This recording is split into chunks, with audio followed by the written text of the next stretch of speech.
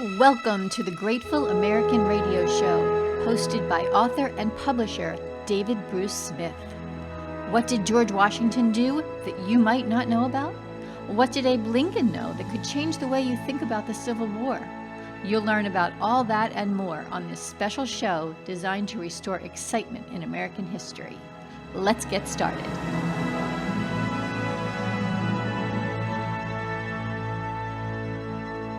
Hello and welcome to the Grateful American series. This is an interactive multimedia program designed to restore enthusiasm in American history for kids. Your co-hosts for the show are David Bruce Smith, publisher and author and creator of the Grateful American series, and myself, Hope Katz-Gibbs, creator of the Incandescent Group and Incandescent TV. We are here today at Alexander Hamilton's home, The Grange, in New York City. In fact, this is called Hamilton Heights. And our guest today is Liam Strain, who currently serves as District Ranger for the North District of Manhattan Sites, a collection of individually legislated units of the National Park System. These include General Grant's National Tomb, Alexander Hamilton's home, of course, and Theodore Roosevelt's birthplace. So welcome to the show, Liam. Thank you. It's a pleasure to be here. Thank you. So let's tell our listeners and our viewers a little bit more about The Grange. This is a National Park Service site in St. Nicholas Park, New York City, that preserves the relocated homes of U.S. founding father Alexander Hamilton. He was born and raised in the West Indies. He came to New York in 1772 at age 17 to study at King's College, which is now Columbia University. During his career, Hamilton was a military officer, lawyer, a member of the United States Constitutional Convention, an American political philosopher, author of the majority of the Federalist Papers, and he was the first Secretary of the Treasury. Hamilton commissioned architect John McComb Jr. to design this country home, which was originally a 32-acre estate here in Upper Manhattan. The two-story frame Federal-style house was completed in 1802, just 2 years before Hamilton's death, which resulted in the infamous duel with Aaron Burr on July 11, 1804. The following day, Hamilton died from his wounds. The house was actually named after Hamilton's grandfather's estate in Scotland, which was also called The Grange. So Liam, let's ask you a bunch of questions about this fascinating home and also this interesting man that very few people, I think the Duel is what most people know. Unfortunately, yeah. Unfortunately. So tell us a little bit about Alexander Hamilton. Alexander Hamilton was a genius by most standards. He was recognized, his talents were recognized very early on in his youth. He came from very humble circumstances. He was born illegitimately. His mother passed away while he was still very young, and his father had abandoned the family. So he was born in a small Caribbean island, and normally somebody of those circumstances would never have risen to the heights that he did. But he was able to do it based on his skills, his abilities, and his tenacity. Yeah, he was a genius, right? Why is it that most of his accomplishments have been forgotten?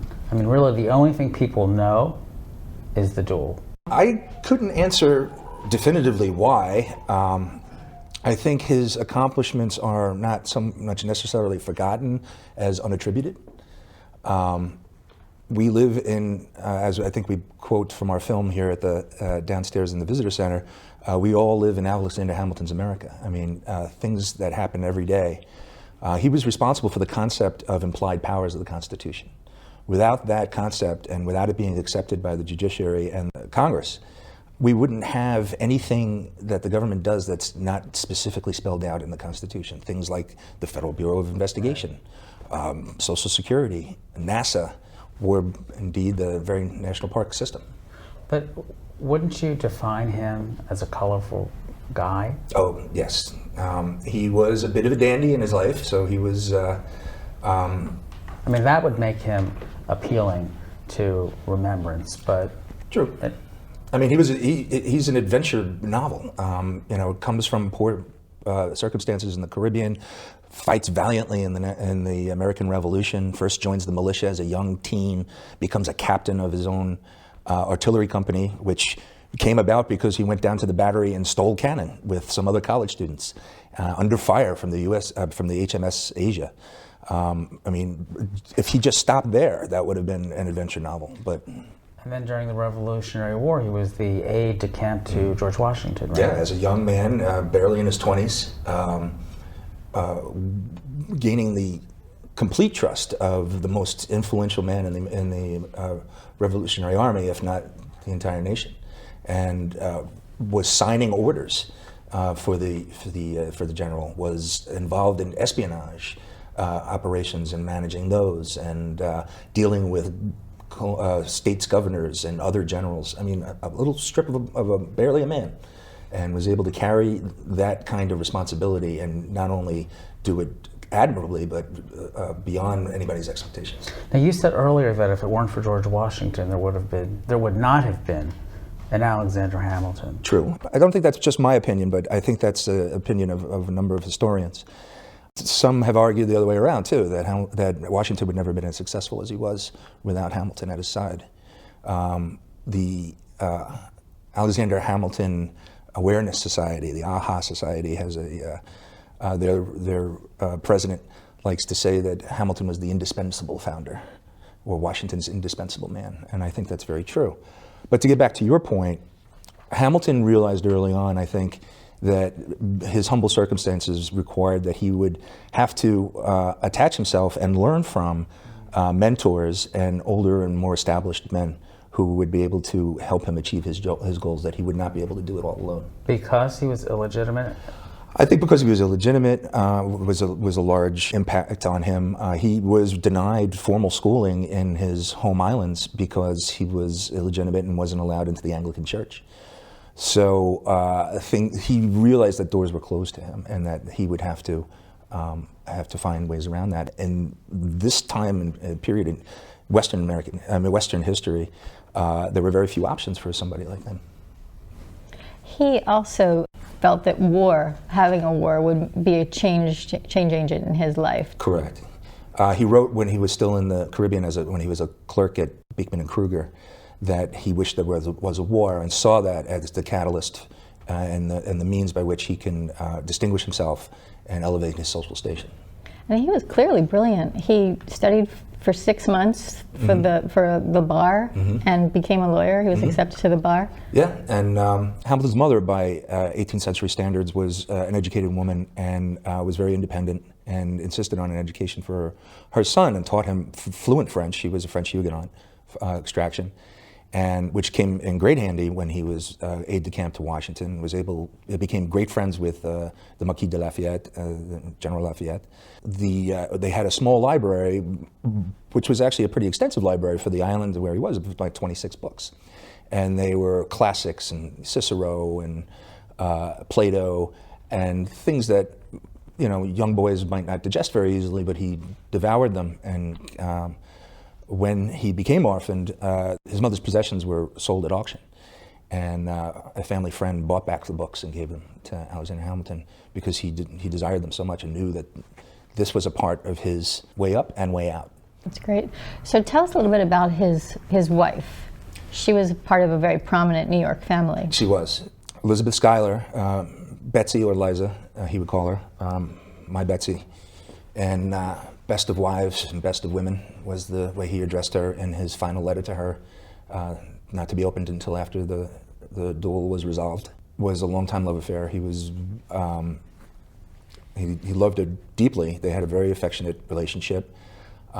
He was a strong family man. He loved his children. Many letters survive and observations from contemporaries about Hamilton rolling around in the grass with his kids around the Grange. And he was an affectionate man, which was kind of in contrast to his reputation and his, on the floor of the Congress or on the streets arguing politics. He was a steamroller, but here at home he was a very different man. How many kids? 7. The oldest son, Philip, he lost to a duel. But Eliza was came from a prominent family. The Schuylers were a Knickerbocker family, which is an old Dutch patroon family. Here in New York. The Dutch originally founded New York City and New York State until it was handed over basically to the English. And they were by the time of her father, General Schuyler, took over the family and the estates, he was land rich and cash poor.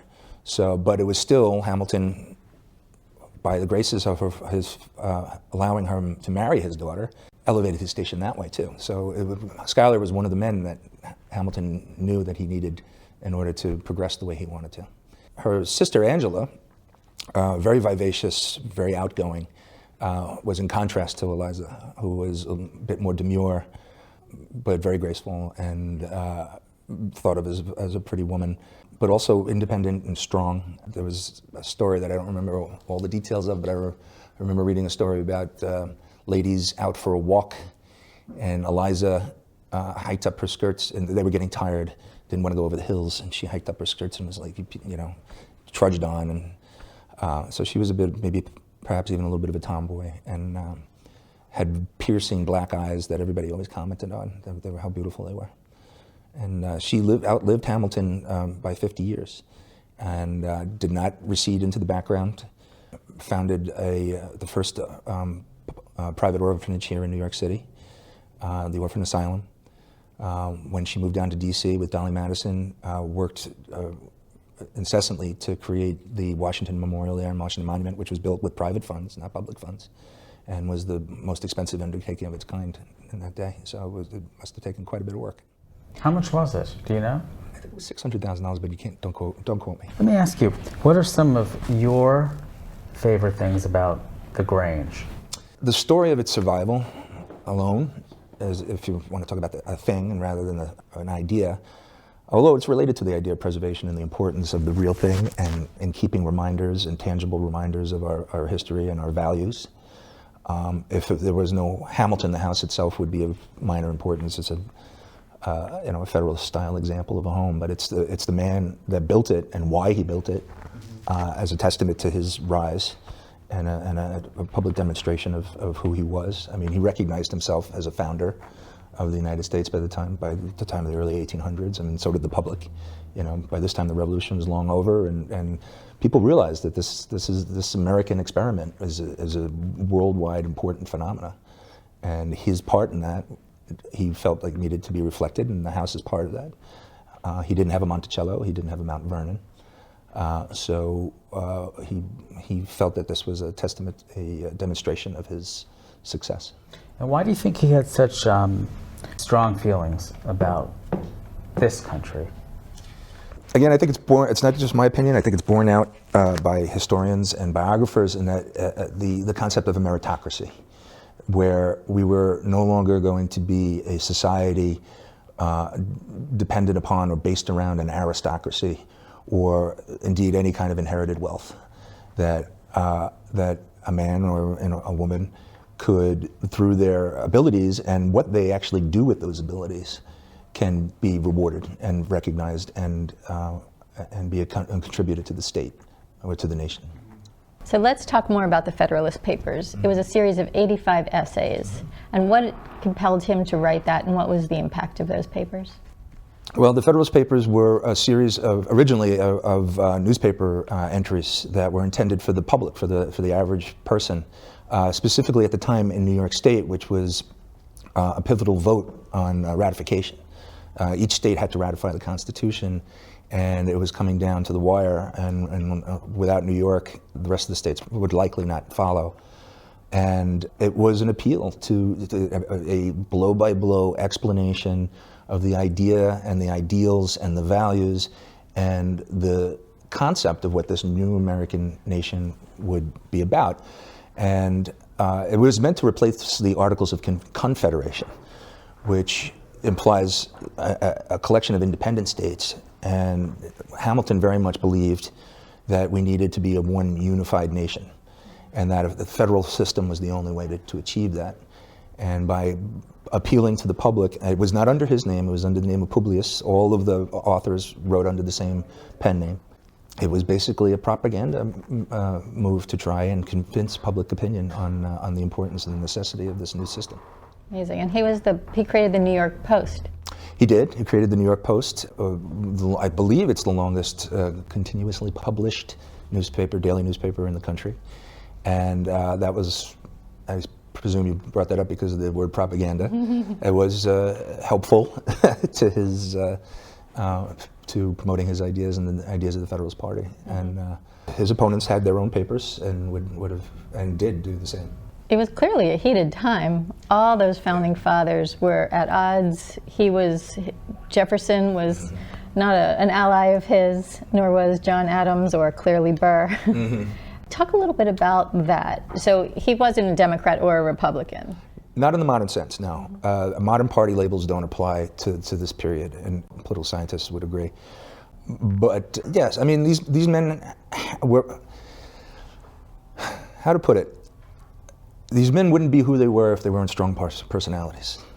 So it's an amazing time. I mean, I can't imagine, and I think most history books agree, that, I mean, to have these many great minds in the same place at the same time was just, I mean, amazing.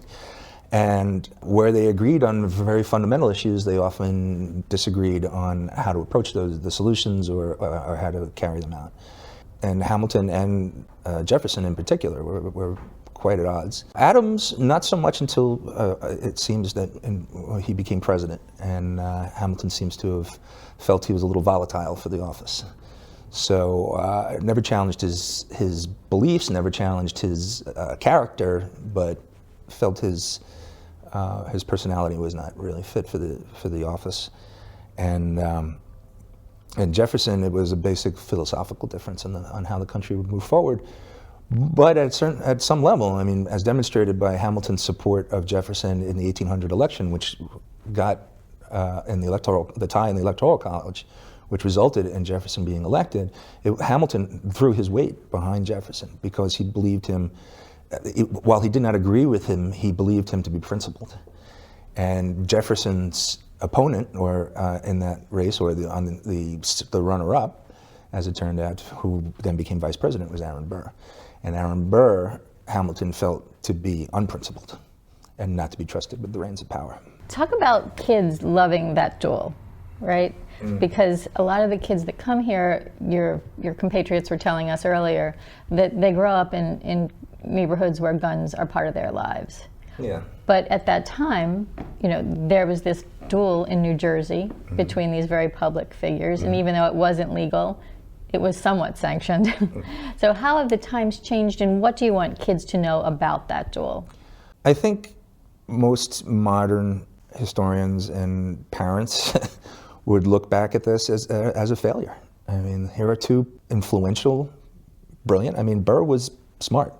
He was a smart man. He was probably the second. Burr and Hamilton were the best lawyers probably on the continent. They worked together on occasion, and they worked in opposition to each other.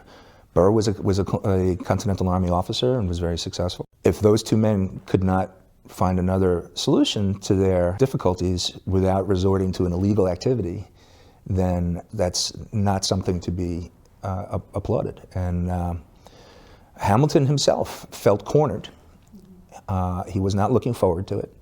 He regretted that the social convention of the day, he felt, required him to go through with this, or that he would be useless as a public figure for the rest of his life. By his logic, for his family, even though he left his family and recognized the possibility of his family growing up or going on without him, and that he was in debt, was a terrible burden, that was a possibility. He felt that he would have been useless to them if he didn't go through with it.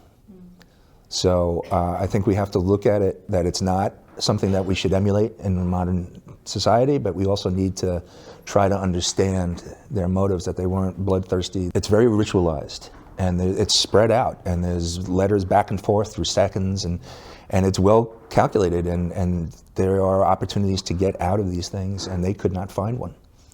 And if you can't find one, then they really felt trapped. This house is an amazing historical site. It's been moved twice. This is its third location. Correct. And Hamilton had a real vision for this. It was his Monticello, his Montpelier, his Mount Vernon. He called it his sweet project. He was intimately involved. I don't know what modern psychologists would have called it, but he definitely had a mind for detail and was a very agitated personality. He was a little hyper, maybe. And he and McComb worked very closely on the house, and every detail he was involved in. As a matter of fact, we even have a circular rose garden in the front of the house that even though he was admittedly a poor farmer and not a gardener, he designed and planned this little plot of roses that he wanted. I mean, down to details like that. So the house with a character unto itself. Tell us a little bit more about it. Hamilton was familiar with the area from the Battle of Harlem Heights, which was the first American victory, really, and it was right here in New York, which many people don't know. It was shortly after the Battle of Long Island, which was a horrible disaster for the Continental Army, and this was the first time that the British actually turned from the Continentals.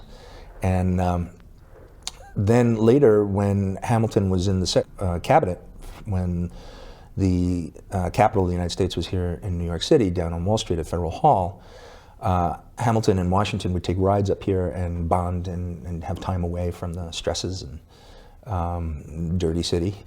And Washington was never very fond of New York and liked the opportunity to get out in what was then the country in Harlem, New York. And but there were practical reasons too. Hamilton's mother passed away from yellow fever, and there were outbreaks here in New York regularly during the summer, and they didn't understand that the mosquito was the vector in those days for the disease, but they did know that open, airy spaces were often badly impacted. So he wanted a home in the summertime that his family could get away from that risk, and the house was designed to be very light and airy with big double-hung windows, triple-hung windows, big piazzas on the outside. It was a place meant to entertain. He was the beneficiary of the kindnesses of many elites in the United States, and he wanted to return some of that. There's documentation of them holding garden parties where musicians would be hiding behind trees so that the music would just be kind of ethereally wafting through the woods. So it was a place to share, it was a place for his family, and a place to demonstrate his rise. So how do you pass on this historical enthusiasm to kids and adults, but especially kids? One of the things that we try to do here is to make the story relevant to their lives by giving them, make him human. You know, we have a bust of him out in the foyer. Actually, he had a bust of himself out in the foyer, and history is not that cold stone. It's the stories, it's the emotions, it's those universal values and experiences, family, war, love, hate, that everybody relates to. And Hamilton's story has so many elements that relate to modern kids, I think. He came from a broken home, in a sense. It was raised by a single mother for the most part. He had to rely on himself. He aspired for greater things. He wanted to take risks. He looked for adventure. These are all things that kids can grab onto. And then from there, we can talk about how he took those desires and those feelings and those experiences and what he did with them. You know, that he sought to do good, that he sought to do big and great things and didn't limit himself by his circumstances. So if there were 3 things that I could pass on to my children tonight, what would they be? I kind of like the idea of sitting around the dinner table and posing a question, and I'm going to cheat a little. I did think about this. I think one of the things is to think about how Hamilton was brilliant, and he was recognized as brilliant, but even he knew that he couldn't do it alone, and that he needed others. And he was not an elitist. He was accused of that. But he had friends at every level of society. When he first came to the United States and studied at King's College, he met Hercules Mulligan, who was an Irish immigrant, and lived with him for a while. And Hercules Mulligan was a member of the Sons of Liberty and was a tailor. And he also ended up being a spy for Washington. Hamilton could move throughout different circles easily and valued people again on their merit. He understood the value of a higher education. I mean, he was largely self-taught, and he had that discipline to do that. But many people today, I think, are questioning the value of an education and indebtedness and whether or not it's worth it. And You know, Hamilton definitely valued both of those things for himself. You know, his own dedication to learning, but also what he felt it was important to gain higher education himself. Hamilton developed the idea of implied powers, as we mentioned earlier, and if he did not come up with that concept, would somebody else have?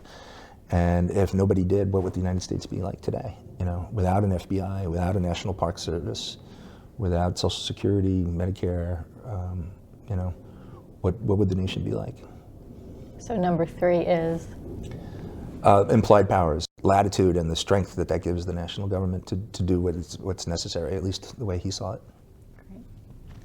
Well, thank you so much for being with us today, Liam. It was my pleasure. This is just fantastic. We learned so much about Alexander Hamilton, someone, you know, who not most Americans know enough about, but he was clearly a founding father. And being here at the Grange, his beautiful home, is a real treat. So thank you so much for your time, Liam. It's been great to be here. For more information at the Grange, log on to www.nps.gov/HAGR. And that's it for today's episode of the Grateful American series. We look forward to talking to you soon.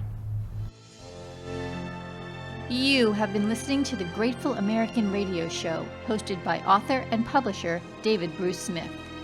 Here's to restoring enthusiasm in history for kids and adults too.